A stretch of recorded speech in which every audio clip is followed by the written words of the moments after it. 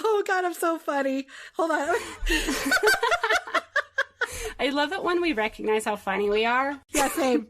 Someone's gotta. Hit it. They're here. Don't cross the streams. Bueller. I'll have what she's having. Great Scott! Why did it have to be snakes? Yippee-ki-yay, motherfucker. Bueller. My name is Inigo Montoya. You killed my father. Prepare to die. I'll be back. I am your father. Bueller. I feel the need for speed. It's showtime. Hello, sister. Hello, I'm Sophie. And I'm Billy, and welcome back to the Silver Screen Sisters. Yeah. Tell me, sister, how was your week? Oh my goodness. It was very eventful, actually. I got my braces adjusted. I have a cracked tooth that I gotta get a crown on now. My arm is being rude. It's been a week, man. That's all right. It's all right. We're okay. All right. We're here. We watched Dune this week, and, it was a week. Yes. I mean, I guess Dune was the highlight of your week. Oh my God. Jesus. Yeah, more on that later. Okay. How was your week? Mine was good. I feel so busy, but it's little things, mom life of two. Yeah. I also am helping a friend.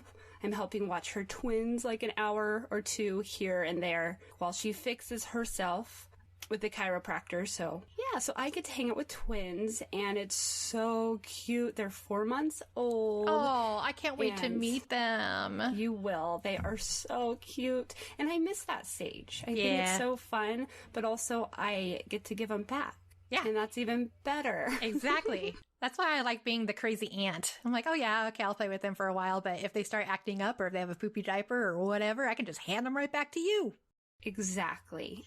So the twins, they came over, but it was also their mom's birthday last week, so we celebrated yesterday. Cool. And that was fun. We played the Oregon Trail. There is a board game on it. And we didn't finish it, but that's okay. Did you die of dysentery? Somebody probably did. There's like snake bites, or you starved, and we had a good time. Dry January is over, so I did have a drink or two. So, yeah. Well, that's good, now that you've recovered a little bit in the month of January. It was a great week. I was going to say, with my crazy week, I ended up watching Dune Saturday morning. I couldn't sleep, and I got up at like 4. Ugh. And I was like, I have 2 hours. I know what to do right now. Did it try to put you to sleep? I have a weird sleep cycle in general, so sometimes I am up and wide awake at 4 or 5, or sometimes it takes me to like 8 or 9 to get that awakeness, but it just depends. Yep, I don't know why I'm this way. Well, the one thing that stays consistent is I do want to be in bed by 8 p.m. Yes. But other than that, it's all over the board. So it kept me entertained, to say the least. So if you don't remember, we picked Dune from 1984 from our box of movies. And I was excited because they remade it recently, right? Yep. So everyone's been talking about it. They talked about the books that it originated from. Interesting facts about the movie, because there was supposed to be a movie before this one by David Lynch, and then there was the David Lynch movie, and then a series was made as well down the road. I didn't know that. So the series, I guess it's where it's at, according to one of my friends. Oh. But I didn't look into the series. I just stuck with information from Dune 1984. Okay. And there's a lot of things I found. Whew. I'm ready. Should we jump into it? Yeah, let's do it. Let's do it. Okay. So David Lynch, have you ever heard of him? His name sounded vaguely familiar, but didn't really know of him before now. Same. I looked up his filmography, and I didn't recognize any of them. I know. So uncultured with the movies. Oh, the one we know is The Elephant Man. That was his debut. So that's where he was familiar. He did Dune, and he actually says it's his ultimate failure. So after watching it and then hearing him, I respect this man. Yeah, because you can only do so much with what you love to do, and sometimes things aren't going to turn out right. Yeah. And instead of trying to push something to get sales or whatever, he just owned it. He's like, I don't like this shit. So apparently he was saying that it was like he sold out because he got on this project. They wouldn't let him cut it up the way he wanted to, like as a producer, if you will. Oh, yeah. So it actually was like 4 hours long when he was done. Holy shit. And then they had to cut it. So think of all the things. They had to add in the narrative. So that's why there's a lot of narrative. And like when they whisper, why is that happening? Right. Add in, which I thought was creepy, but it kind of fit. It fit with it because now you got more information. Yeah. Obviously 40 years down the road. Anyways. So yeah, more cuts, reshoots, the voiceovers, the new introduction with the Princess Irulan, who was in the beginning. That wasn't there before. So she had to explain a lot of stuff, which we'll get into the characters in a minute. I just wanted to just go over all the David Lynch stuff.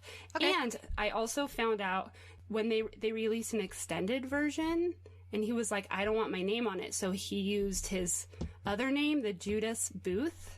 So he came up with this name because apparently it's, forgive me, I don't remember a lot about the Bible, but the guy that he fucked over Jesus Christ. Judas.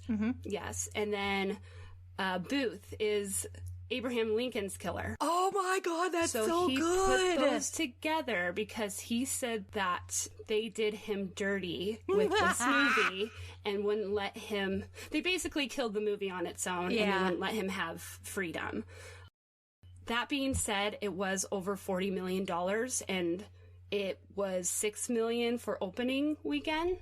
Oh my God. It didn't do good at all. So that canceled the second and third movie, which is great. They should have waited. In fact, they've waited till now to remake it, which... Yes. It's too big of a story to be cut down into a 2-hour something. Exactly. And it's crazy to me because in the 70s, this guy, Alejandro Jodorowsky, I probably butchered that. I'm so sorry. I didn't look into him a lot because I wanted to stay with this movie, and there's a lot of information. But he was going to come out with like a 12 to 14 hour version in the 70s, but they ran out of money, of course. And he was going to have the music done by like Pink Floyd. Oh, and like Mick Jagger was going to be what Sting was. Like just, yeah. So there was a lot of things. Man, there's got to be some alternate reality where that became a thing, and I want to get my hands on that, because, man, that would have been epic. So what else? Let me just check real quick. I know that prior to David Lynch on this project, they were going to have Ridley Scott? Yeah, Ridley Scott. Right, but he left for different things. I know his, like, I want to say his brother. But anyway, somebody passed in his life, and then also... with how this was turning out to be, he went and did other projects. And I believe he did Blade Runner. And Aliens. Yeah. So we know who he is. Yeah. And then also, one last thing about David Lynch is he was offered to finish Star Wars. Oh, but he was, well, I know. Well, he knew. He was like, George Lucas, that's your thing. It ain't my thing. Yeah. And with this movie, good call. Yeah. Because it was not his thing. Well, to be fair, like, so many times when a movie doesn't do well, we throw it on the director, right? But I genuinely feel like so many people did him dirty on this one. So, well, I'm going to give him the benefit of the doubt on that one. And you know what? It has become a cult classic. Yeah. Even me watching it, there's a lot that I'm like, okay. But I stuck with it. And I think that it made me want to watch the new Dune. So, yeah. And this was before reading any books. Yeah. So the story itself is just, it's an epic story. Like, it's almost, it could be a story that Shakespeare wrote himself. It's about family feuding and emperors trying to stay in control of shit. The only thing where it doesn't get really Shakespeare-y is suddenly there's a prophecy about this guy who's going to save the world and all that kind of stuff. But other than that, it has a very Shakespearean kind of setup. So you have the planet Arrakis, which was being run by one family named the Harkonnen. So the Emperor wants to keep them there, but at the same time, there's another... So we have this other family, the Atreides, family who's rising in power, and the Emperor doesn't like that. Emperor did not like the fact that the Atreides family had a son and not a daughter from the concubine witch mother of Paul, named Jessica. She was only supposed to be giving birth to women or girls, and she gave the Duke a son. So now they're getting more and more powerful. The Emperor's like, no, I can't have this. And so he stages their takedown. And that was basically the Emperor's plan to get rid of the Atreides family, which is so, like, that's what gets me about, like, the whole Shakespearean thing. Because I really felt like, you know, it could have been like the Montagues and the Capulets, or, you know, or even like a West Side Story feel of the Jets versus the Sharks, or, you know, that kind of thing. But then you had like this Emperor dude, like, orchestrating all this stuff because even the navigators were telling them to do this, or, you know, it was, you know, they were telling them to kill Paul, to all this other shit. And I'm just like, good grief. It could have been like just a conversation across a table. Maybe it could have been an email. It could have been an email. Oh my God. You know, it's funny you bring that up, Shakespearean, but then I think with the prophecy and stuff, like Hercules feel. Oh yeah, there's definitely a mythological aspect. Oh, before we continue, should I give you some more fun facts about, like, the casts and stuff? Yeah, I actually, let me give a little shout out to the music real quick, and then we can go into the cast, maybe? Yes. I was going to ask you about the music because I read one thing about it, and I was like, no, this is Billy's part.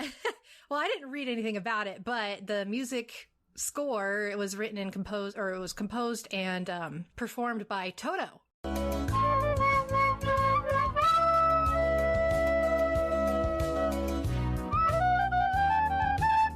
I love Toto, so I'm very excited that was there, but also it didn't sound like, you know, Africa.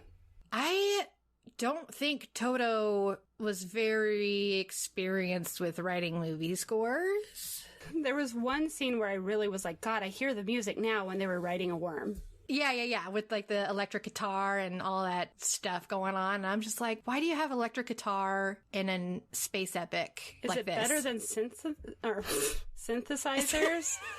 Is it better than that? Or yes. Okay. It is way better, but it just didn't fit to me.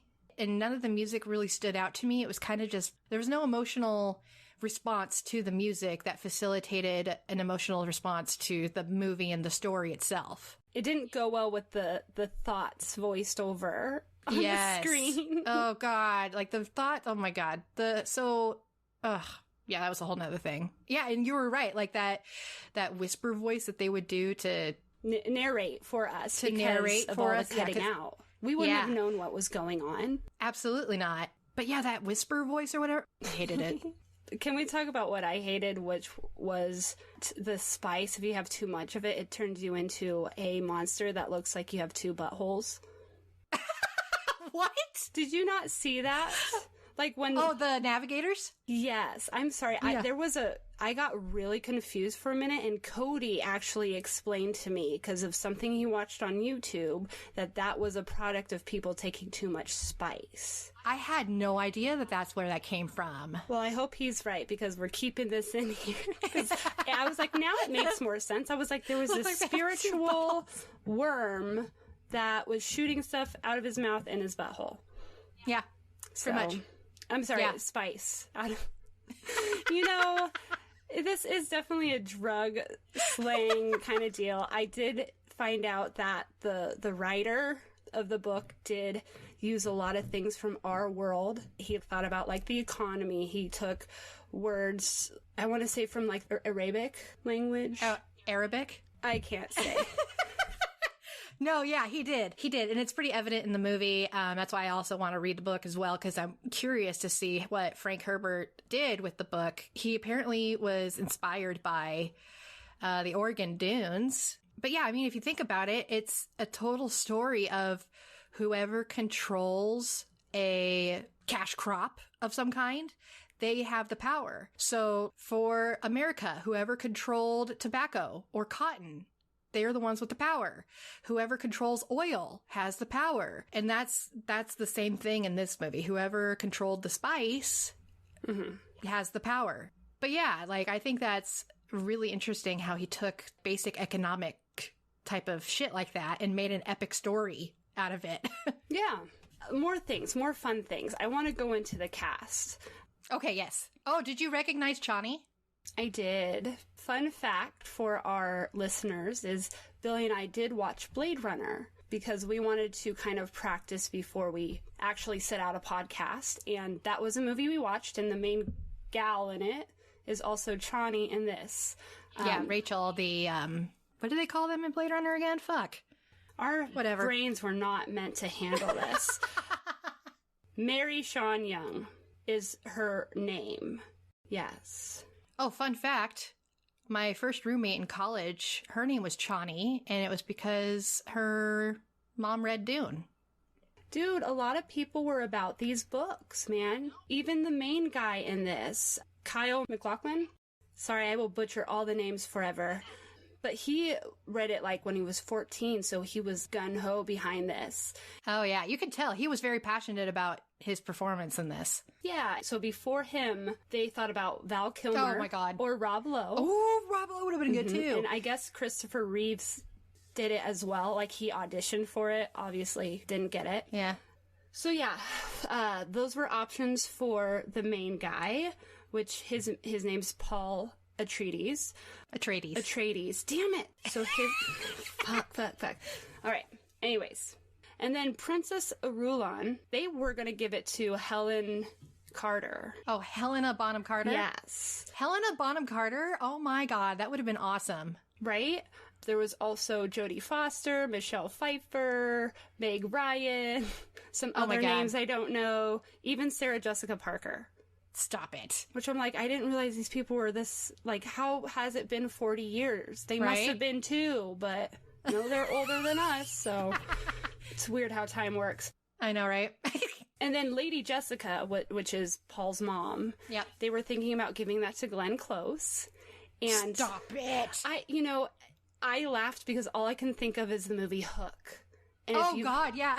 If you don't know, now you know that she had a cameo where in the movie Hook, Robin Williams, when he lands, guy right next to Robin Williams, that's Glenn Close. And they throw her in the scorpion box. Oh, I know. Isn't that crazy? Oh my God. Rewatch it, guys. You will be amazed. She's a great actress. Okay, and then one more guy I wanted to bring up was Sir Patrick Stewart. He played Gurney. They were going to have an Aldo Roy for it. I didn't look him up, so I don't see a face. I'll look him up later. Okay. But he was kicked off, apparently, for just drinking a lot. So he didn't make it. But they also thought about Jack Nicholson. No, that would have been so good. Right? So I have a feeling he's going to be around a lot of the movies we talk about. I think he's so. He's just in there somewhere. We're going to find him. Oh, yeah. It's like Waldo. Yes. He's going to be in everything. So Gurney was Sir Patrick Stewart, but fun fact, he was accidentally hired because there was another guy named Patrick Stewart. And I'm like, how do you get accidentally hired? Do you hire him and then he shows up the first day and you're like, oh, I fucked up. Let's not say anything. He's doing great. Let's continue. I don't understand how that works. I don't know either, but that's fucking funny. But I would have loved to know Sir Patrick Stewart because he also didn't know who Sting was. And honestly, same over here. When I saw him, I'm like, he looks familiar. I was wondering if you were going to recognize him because I saw him come on and I was like, oh, there he is.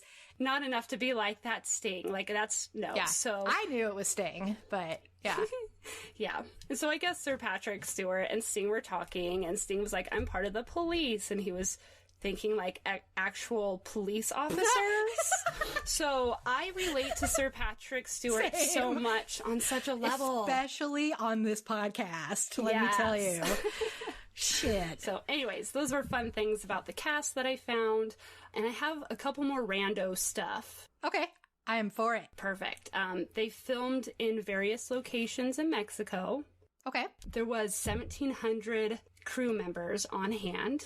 Jesus. They had a lot of problems. So many things kept happening. They kept shutting down. They had this illness called Montezuma's Revenge. Do you want to explain that for the... No. Okay, you can look it up. Everybody Google the Montezuma's Revenge. It's really bad. It's the four guys. Okay. Exactly. A quick list of things also that were problematic. There was stifling smog. There was rolling blackouts, food poisoning, cockroach infestations, backup generators not working, and also one thing it said was government bureaucracy. And then I laughed at that. So they had a lot of issues, but they still got it done. This next one is going to make you want to vomit. Oh, good. Sorry. But the guild members' costumes, they were made out of old body bags. Oh, my God. And I was like, that's funny. Like, why would they do that? And looking into it, they literally found them in an abandoned firehouse and then used them and didn't tell anybody till after production. Oh my God, that's gotta be a lawsuit. You would think I should look more into it, but also, yeah. Can you imagine? Can you imagine going to work and say, "Here's your uniform, put it on," and then you put it on, and then you say, "Okay, I'm going to quit." Like 5 years later, they say, "Oh yeah, by the way, your uniform was actually a body bag." I want to know if there was any hauntings. Like people are like, "Dude, I felt deep in my soul." It's like, yeah, it's the body bag you were wearing. But yeah, that's basically the gists of all the fun facts I've gotten. Oh my God. There are a lot more, but I figured that's a good start. All right. Well, shall we get into the movie? I mean, there's a lot that happens in the movie. I feel like this is too long of a movie that we won't go over scene by scene, but we'll go over the things that, because in the beginning it's basically the princess talking about the backstory, which you've explained a little bit with this Shakespearean. The Shakespearean drama. So I explained a little bit at the beginning of the dynamics between the Emperor and the Atreides house and the Harkonnen house. The beginning is a very delicate time. Know then that it is the year 10,191. The known universe is ruled by the Padishah Emperor Shaddam IV. In this time, the most precious substance in the universe is the spice melange. The spice extends life. The spice expands consciousness. The Spacing Guild and its navigators, who the spice has mutated over 4,000 years, use the orange spice gas, which gives them the ability to fold space. So yeah, you kind of touched on it a little bit, but man, the design of the navigators, the fuck? Yes. What? So, yes. Because, again, the navigators are people that took too much spice, and now they help. See, and, I like the concept, but then I was just getting stuck with Star Wars and light speed, which they're not moving at all in this one. So, again, I'm really excited to see the new movie, to see how they portray the navigators, to, move them. I'm not going to say anything. Okay, don't say anything. Shut up. I have seen the new movie, and I very much loved it. I very much want to actually see it again in theaters, because I got the same feeling when I saw the new one as I did when I saw Fellowship of the Ring 800 years ago. Oh, damn. I know. It is that good. Don't be dramatic. 800 years ago, that was this movie, dude. Stop. Yeah, and I really liked actually the translating thing, the microphone in front of the people who take care of the navigator. Mm-hmm. How he's making weird ass noises, and that's very derogatory. He's making noises. Sounded like me when I get up before my cup of joe. Yeah, pretty much. But then they have this microphone in front of him, and that really reminded me of old Star Trek. And then it was only recent or later series where they just, got rid of that mid-step, really, and it's just assumed that everything's translated. So anyway, did you get the feeling of the Emperor's castle being very Victorian England-esque? I guess I was looking for parallels in the world today.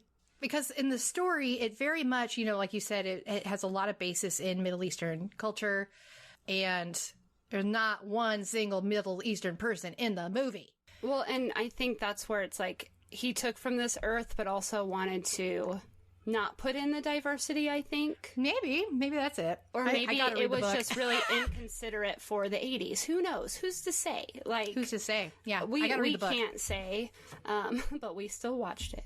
I guess from a costume design perspective, that's where my brain went. And then when the Atreides house gets to Arrakis, they are also dressed very military-like, but then there's a lot of people that are dressed more Arabic type of clothing style or something. Like it was different. Yeah, okay, I do see it with the Duke's son, and they have a fighting scene in the beginning, which I'm pretty sure they're establishing.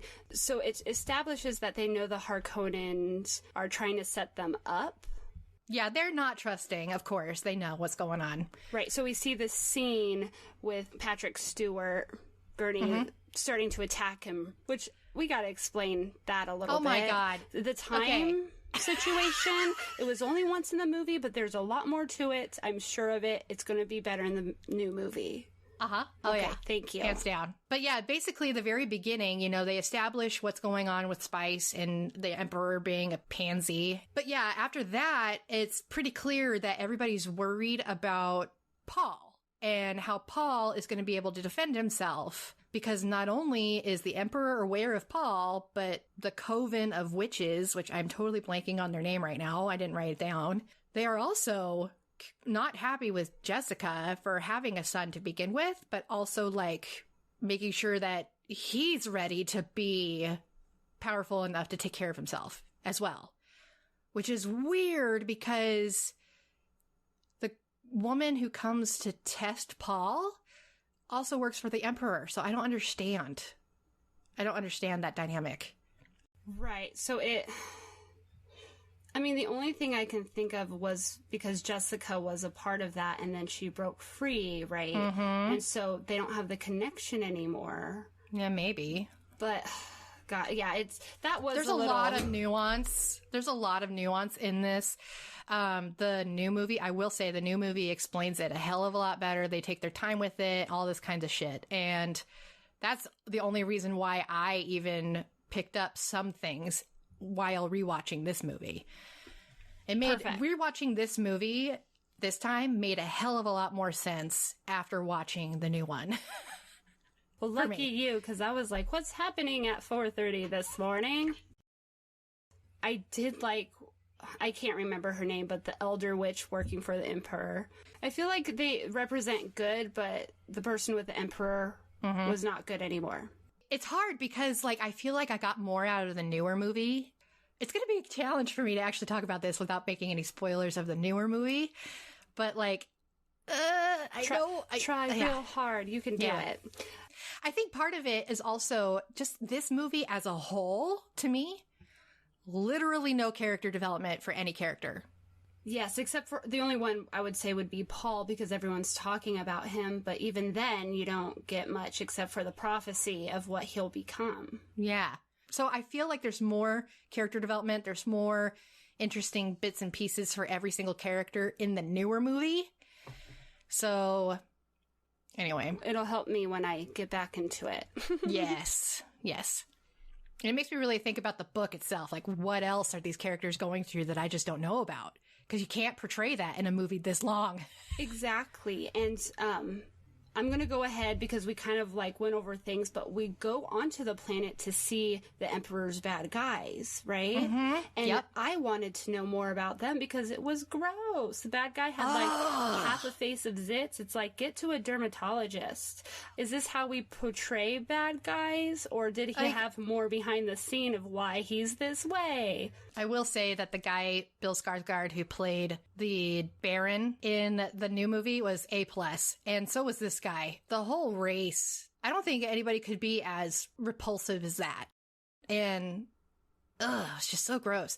But there were problems with that too, because there was a lot of things where they sexualized bloodlust. Yes. And then they also sexualized... there was one part later on when the Baron is talking to Fade and having Fade... He, looks at Fade like he just wants to throw him across the table and pound him. And I don't know if it was a director choice or if it was in the book, but that was, to me, really kind of was homophobic in some ways. Like you're making it out that people who are gay are bad people and disgusting. Because this was also when the AIDS epidemic was happening. Damn, I wonder if this is another reason David Lynch was like, fuck. Yeah, I know. Like, homophobic bastards. They cut it all I wrong. know. And I was just like, that really upset me. I was really upset with that part. So definitely, I'm glad that that's hopefully changed and presented better in the new movie. Yeah, if it's even a thing in the books. Like, I have no fucking clue. That would be interesting to know. I will have Arrakis back for myself! He who controls the spice controls the universe. And what Pida did not tell you is we have control of someone who is very close to Duke Leo. Moving on. So we find out that he's a douche and he's working for the Emperor and he's in charge of everybody on the planet. In the meantime, while they get rid of the Harkonnens to make room for the Atreides continue. Past this scene, everybody starts, they're getting on the planet, the Duke and his lady and Paul, and they ran into this guy that was mentioned briefly named Duncan. And he tells the Duke right there that he thinks that the Fremen are actually more powerful than the place lets on, that there's got to be bigger numbers, and that they are just vast among the deserts, among the land. So that was kind of insightful and cool for us to hear. They didn't really do a good job in the movie of portraying where the Fremen were living and hiding, or how they lived their lives away from the ruling family and the spice production. And I think they did a little bit better of a job in the newer movie. Here we go with comparison again. It's all right. I need you for this. Otherwise, we don't know what we're talking about. Exactly. And then, and so I think you get a little bit of an insight to that later on in the movie when Paul and Jessica find them. They're found by the Fremen and taken under their wing and taken underground, essentially. And that's where all the water is, too. Right. Because water is life. I feel like Sir Patrick said that, and it's just one line from the movie that I just hear through it all. But anyways. I also have a note here. Now I remember why I would rather be in the Atreides house, as if it weren't completely obvious. They have dogs. Oh, yes. They have their dogs.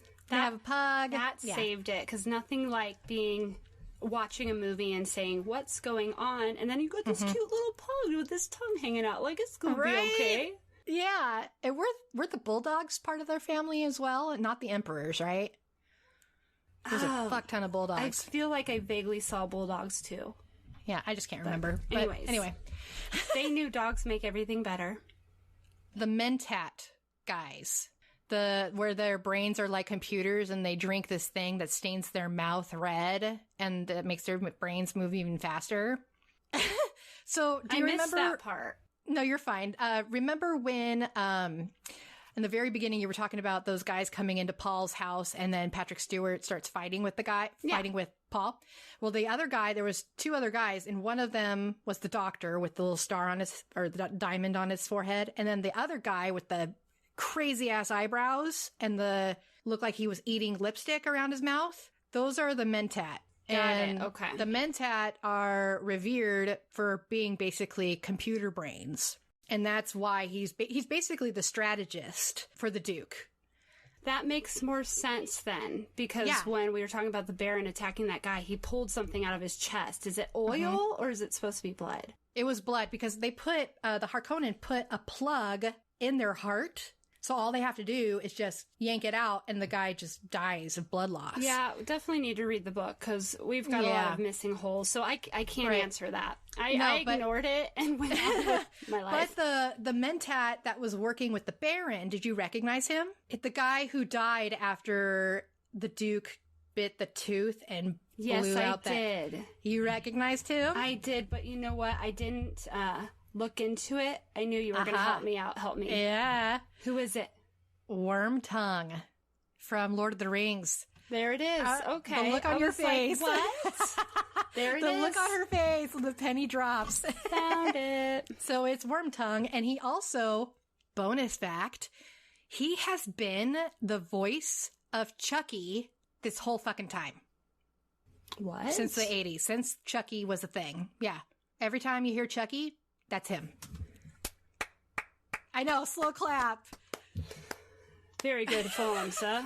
That's pretty cool. I know. So anyway. Moving on, should we talk more about Paul? Yes, let's talk about Paul. Questions. Okay. Well, basically we know that he's this prophecy and that he's half royalty, Duke, and then half, I almost said wizardly. You're a wizard, Harry. You're a wizard, Harry. Right? But no, I think it's funny that, like, when they show up to the planet and they meet the local people that show them where they, go get the spice and giving them the rundown of how you survive in the desert. Your suit is fitted desert fashion. Who told you how to do that? No one. It seemed the proper way. Yeah, it just seemed right. Yeah, and I was like, suck ass. No, but it did fit right for him because, it's his thing. Well, and he also explains that part of the prophecy was that he would inherently know how the customs and the way the Fremen are. Like, he would just know it instead of being taught it. So that was a demonstration there. Okay. And it was Dr. Kynes that was the person helping. And it also explains why their eyes are blue for being around the spice for too long. Fremen. It is known to us that you've a traitor in your midst. Who it is, we cannot say, but we are certain of it. Okay, so Doctor, the actual Doctor, like with the diamond on his forehead, sus AF. From the beginning, I was like, this guy. Now, obviously, I knew who the Doctor was and what he was going to do and all the things, but the way that they depicted it in the movie. Lady Jessica said something in her thoughts next to him was like, he's hiding, he's holding back something. It's like, yeah, the betrayal. Yeah, but because he's been trained to not break loyalty, that's what the diamond on his forehead meant. So then she was like, it's probably nothing big, right? There was also a part where Paul, at nighttime, Paul has been having these dreams. He's been having a fuck ton of dreams. And you get a little bit of a taste of that in the beginning. And it gets worse as he starts ingesting the spice, so that they become hallucinations and waking dreams and stuff like that. So the Doctor had been coming in at night to give him medicine to help him sleep. They totally didn't even show that here, but suddenly Paul is like poisoned in his bed while the Doctor is going to go kill the Duke.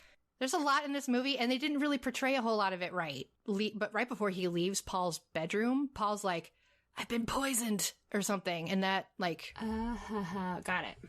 Yeah. There we go.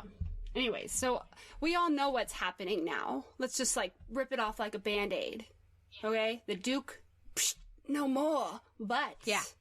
When the Doctor basically kills the Duke, he's also like, but wait, you don't get to die yet. Here's a fake tooth. And he, puts it in his mouth to kill the Baron. When you see the Baron, you'll have a new poison gas tooth. He'll want you close so he can gloat over you. One bite on this tooth, and a strong exhale. So, all the shit goes crazy. The shields are disabled, the Harkonnens are coming in hot, and they kill everybody. People are trying to escape, and Jean-Luc Picard with the fucking pug is running out. Yep. Go! So, the Duke was like, why the hell should I do what you're telling me to do, Mr. Doctor? And the Doctor was like, well, I will ensure safe passage for Jessica and Paul if you do. So then he did his best, but he ended up killing Wormtongue and not the Baron. That's his name now, Wormtongue. Wormtongue. And then there was an epic shooting battle with no actual shooting happening. It was just, I don't even know what was happening. They could have done better with the fighting scene because we kind of just look in and there's lasers going back and forth from walls and that's about it. They could have worked on that But then they go in and kill our good friend. Like the person that warned them about Freeman. They killed off Duncan. They kill everybody. But it made me really sad. Okay, I guess they didn't kill everyone because some people do kind of come back. Mm-hmm. Okay, so then miraculously, Jessica and Paul take over the ship that they've been kidnapped on. And then, they're running through the sand in order to get to shelter. After they run through the sand and we figure out that, earlier we found out that the worms are drawn to vibration. And so they're like, we can't walk like normal, otherwise they're going to hear us. So they like run and do weird shit to get over to the other side. Didn't they have a thumper that was like, so in rhythm it'll come, but if they're not in rhythm, it shouldn't come. So they're all trying to like run all weird. Yeah. That was fun. That was comical. But then I realized this isn't a comedy. And they made it. And it makes me wonder how they do it in the book as well, too. Yes. They make it to the rocks, right? They make it to the rocks. And then Paul ends up having another hallucination because he's now being like overdosed by spice. Yeah. And so like he's having like good stuff. Yeah, he's like seeing the moon, he's seeing water, he's seeing a freaking hand, he's seeing the grossest depiction of a fetus that I've ever seen in my goddamn life. Yeah. Was this before they start talking to the Freeman or after? Yeah, this was before Okay, just making sure. Freeman. Why do I keep saying Freeman? Like it's Morgan Freeman. It was 16 billion years ago. And I was God along with Jim Carrey. No, I can't help it. Okay. When the Fremen find them inside the mountain, it was a real quick exchange of Jessica grabs one of them, I will kill him, to everyone being like, hey, we want to just learn your powers. Yeah, it was weirding way. It was very like, we already know you guys. We've been studying you for a couple days. Oh, yeah. Like, we already know of you guys. We know who you are. We know who Jessica is. We know who Paul is. And then they recognize her and her power. And they're like, oh, by the way, our Reverend Mother is dying and we need a new one. Mm-hmm. So we're going to take you guys and embrace you into our culture. And they rename Paul. They rename Jessica. And Jessica goes through the whole ritual of becoming the Reverend Mother for the Fremen. Yes. That's another reason why I want to read the books, because I bet you there's a whole lot more information about that. Like, how are these witches becoming nuns, Reverend Mothers? Like, what are they? They're concubines, but they're Reverend Mothers? Like, I don't understand. Right. So, question, because they were poisoned, this water of life saved her? No, the water of life actually poisons her, but because of her power, she should be able to survive it. Okay, there we go. And that's another reason why none of the men have ever done it, because they will die. Then what happened to Paul that I'm missing? Because Paul was like, I'm going to die. He actually had to do the water of life thing as well, but he does it later on in the movie when he realizes that I'm not having any more hallucinations or visions. Oh, so he would turn into one of those navigator things? Or die. Yeah. Or like what the Reverend Mother said in the beginning. Many men have tried. They tried and failed? They tried and died. Okay, so they rename Paul to Muad'Dib and Usul. And then it was just, there was all these little interludes going back to the Harkonnens. We don't need to talk about it. We don't need to talk about that. But they're We're like, just going to keep going. bloodshed. We're getting somewhere. And I mean, basically, we're just seeing how their evil plan is working. So. And so the Baron leaves his brother in charge, or whoever that guy is, and fucks off. Oh, I got to tell you something, though. There is one fun fact I read about Sting in his scene where he shows up in just a little, like, Speedo. Apparently, he was supposed to do that naked.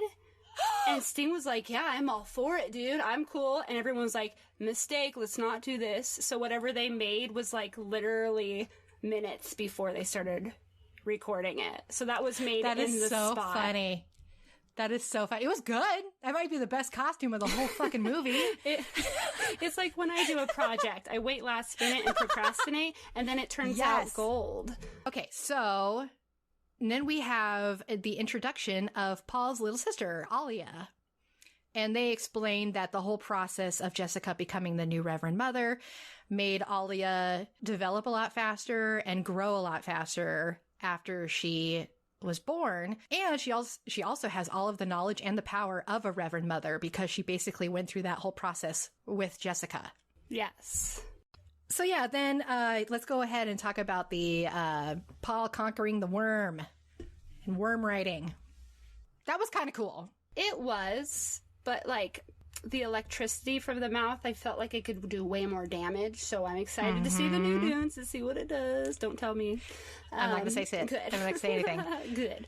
But like, there's a scene when, again, conquering a worm, and these worms are huge, even bigger than Tremors. If you've seen Tremors, it's just, they're huge ass worms. And you see Paul like climbing up it, throwing one of those, like the anchor.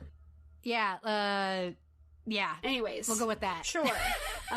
So he is climbing up, and right where the anchor's inside the worm, it shows it kind of open up so you see inside. And I was like, ew, you know, but at least it's showing something, you know, what would happen. I mean, like as far as, you know, creature design, A+. I'm glad you said that, because I read that the opening was like made of condoms and like gelatin. I'm like, it worked. Oh my god, it worked out for us. Like, I see how it, you know. They're like, you know what would make this look good and realistic? Condoms. Just lots of like tubular condoms. But anyways. Holy shit, that's funny as shit.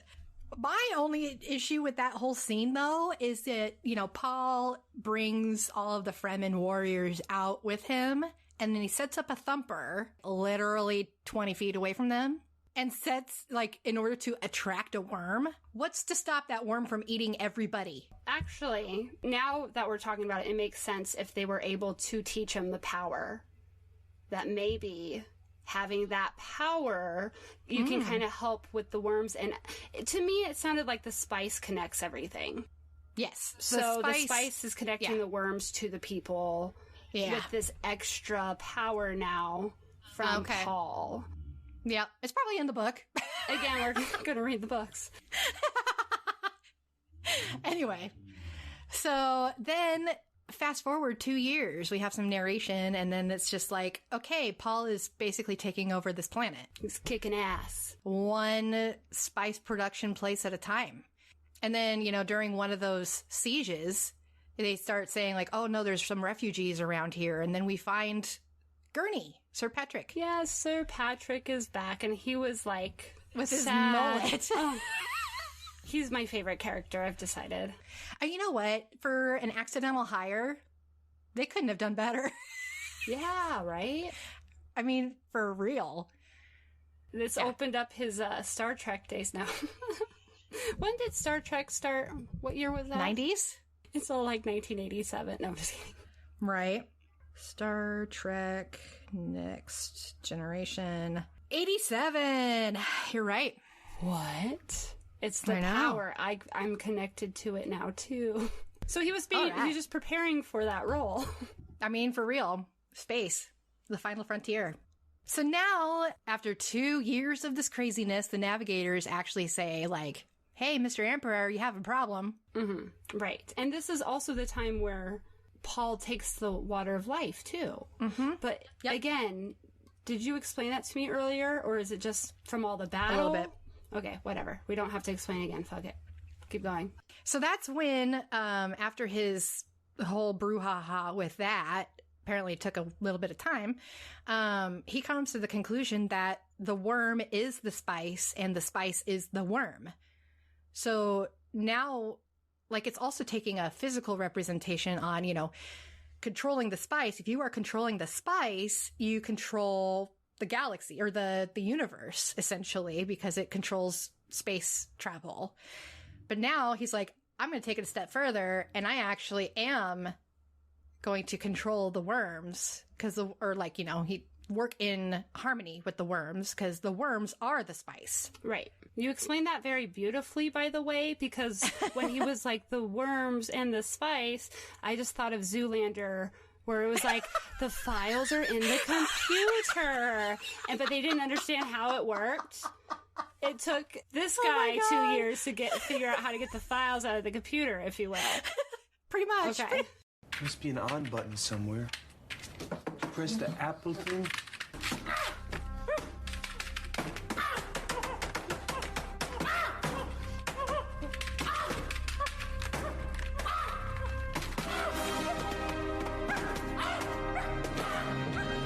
So that's when, when he comes to that conclusion, and, all the things, that's when the worms show up. They were like, yeah, you are the Messiah. You are, the one. And now he controls the worms. And I loved this part, actually. There was a part in the beginning where his dad was saying that... Hold on, let me scroll back up into my notes. Is somebody knocking? No, that was my scrolling. Okay, so Paul's dad, before they go to Arrakis, he says, quote, "Without change, something sleeps inside us and seldom wakens." Mm-hmm. Right? And then later on... Paul, after he goes through this transformation and becomes like big brouhaha, a powerful guy, right? He says, Father! Father! The sleeper has awakened! And I was like, okay, yeah, I like that, hearkening back to the beginning. And, we gotta do a full circle. Change is good. Sometimes change is good. Well, that's the only thing that stays the same. It is change, because everything changes. I see what you did there. That's my life motto. I'm right. like, you laugh, and I'm like, it's kind of sad, but it's true. It's true. So that's one thing you can always rely on is change. Yes. Nothing is permanent. If you're stuck out there, guys, whether you're stuck on this Dune movie or another bad movie in any decade, things change. It's all temporary. Yes. Okay, and so then we have the final showdown against the Emperor. He shows up, and the Harkonnens are a mess, and all of the bullshit is happening. Which, God, that took for fucking ever, didn't it? I mean, it could have taken a lot longer. I really want to hear from David Lynch on this, but... I know, right? But he, so, Paul is waiting for the opportune moment or whatever to strike, right? And he's like, do we have worm sign?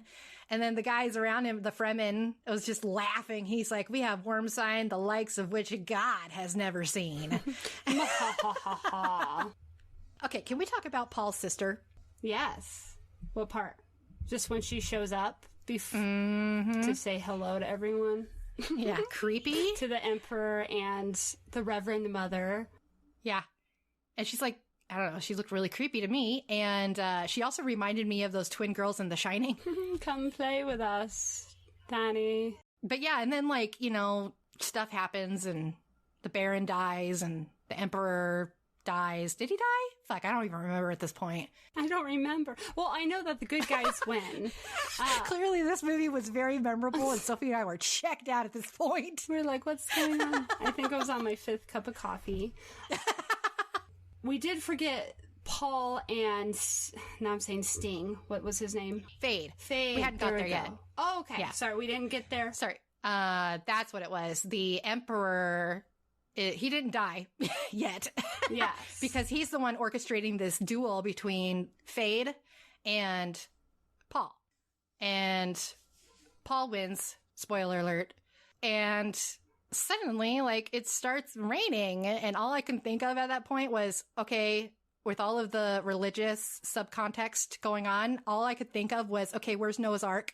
Because that planet's about to flood. Oh, that's so funny. That's what you thought of. Yeah. Afterwards, I was thinking...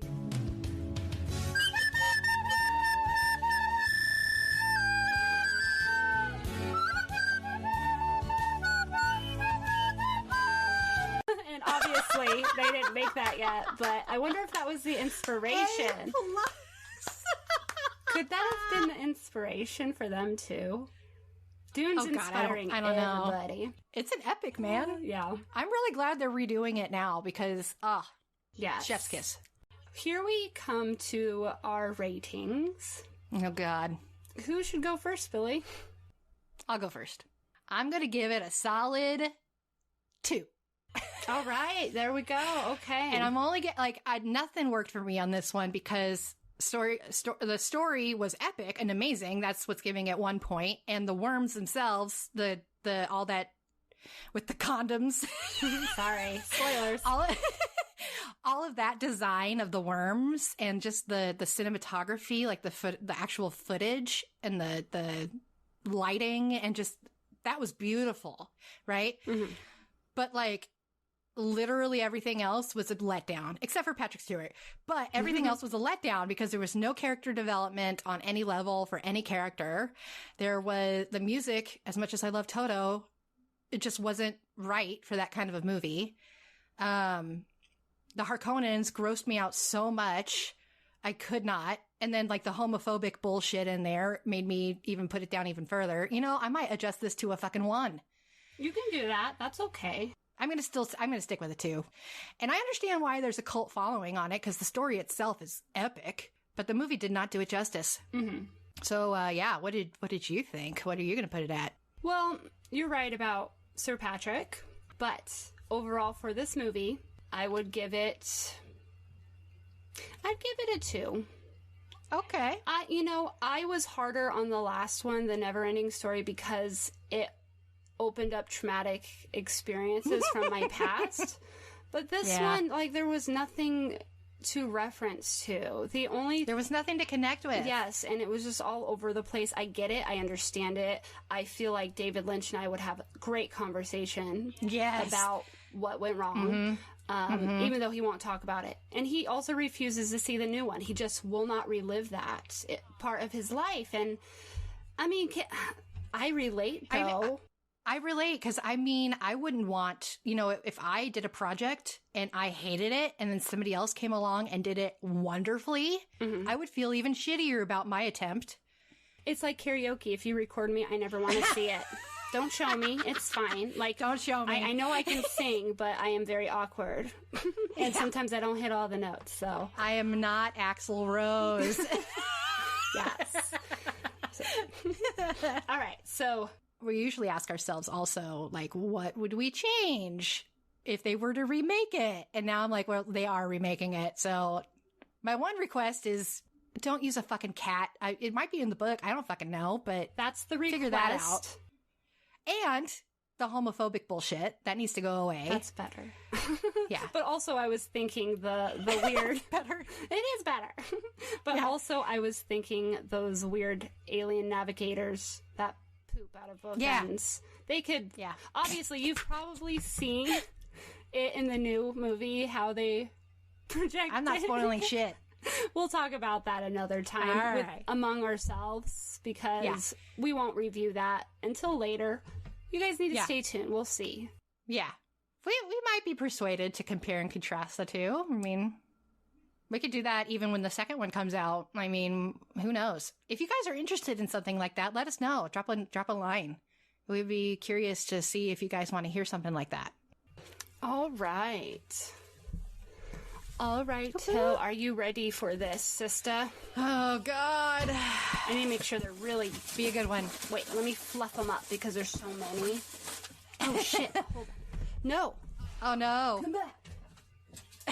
Okay. Did we have an escapee? There was 3, so I had to throw them back in. If it was 1, I would have picked it, but it's too many. They were ganging up on me. All right. Let's see. I'm still nervous. Why do I get nervous? Oh, don't be nervous. We got Clue. Oh, that movie is so good. We have both seen this, so. Oh, we grew up watching this thing. I bet you so many people are just excited about this right now because, I'm very excited. What's there not to love? We got Tim Curry. We got Madeline Kahn. We've got all sorts of amazing actors whose names I cannot remember right now. Oh my God. And then the 3 endings. The 3 endings. We're going to be talking about all 3 endings. Don't give it all away yet. We'll come back to this, but I'm so excited. Let's give them some more information. Yeah, if you guys feel like you want to give us some feedback, have questions, concerns, or if you want to share your stories on what your favorite movies are, like is Clue one of your favorite movies, or was Dune one of your favorite movies and we just totally just ripped it apart Do you and you're hate upset us about now? Sorry. Send us an email. Our email address is connect@silverscreensisters.com. That's CONNECT at silverscreensisters.com. We also have that contact form on our website, www.silverscreensisters.com. We also have a Facebook group, a Facebook page, and we have a Twitter, and we have Instagram. We're around.